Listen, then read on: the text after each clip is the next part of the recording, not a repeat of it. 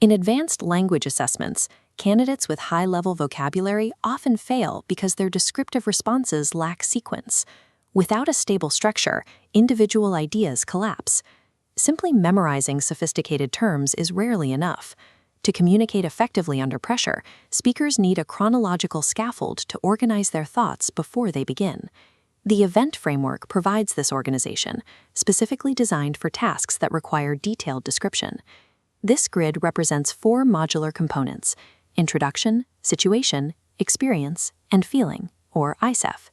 This path establishes a set order. By following these quadrants, the speaker moves through the timeline of an event rather than jumping between disconnected points. This model relies on variable substitution.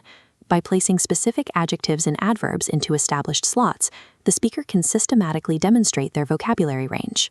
To see how this functions, we will apply it to a common prompt, describing a time when you sent an important message but received no reply for an extended period.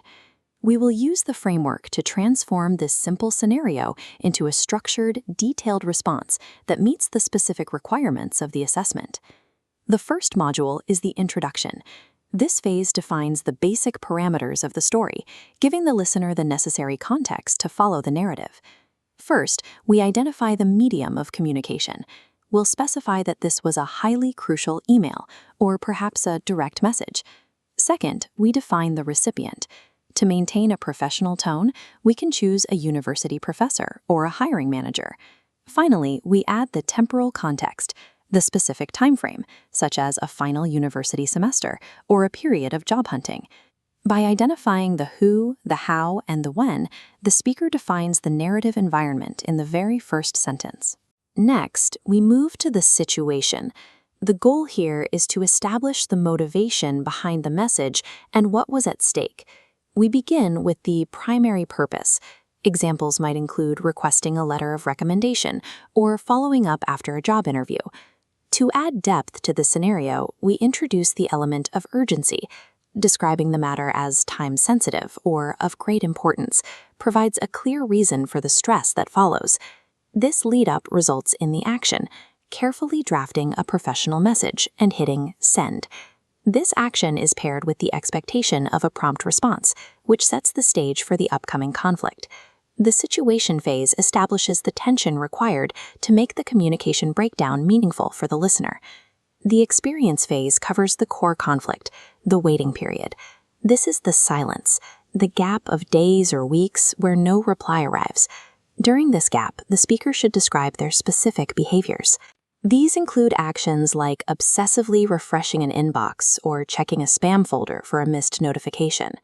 Adverbs like obsessively or frequently help to illustrate the repetitive nature of the wait.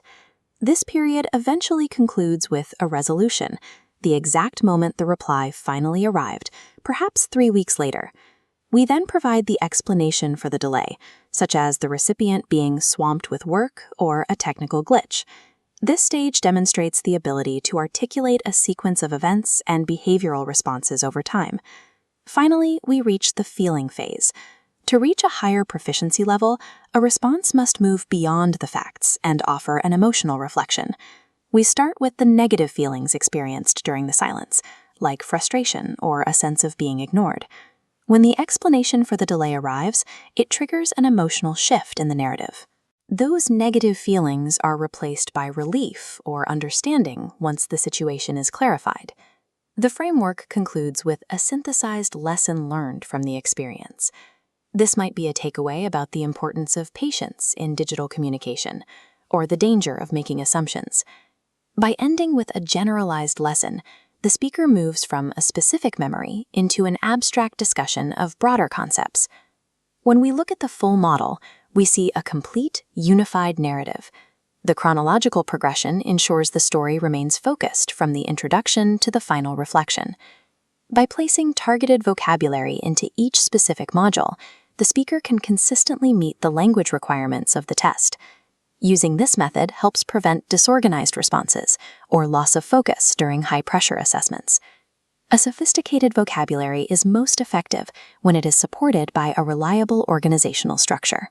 This strategy is brought to you by the IELTS FOCUS Zalo, 084-770-5973, an English center specializing in IELTS preparation.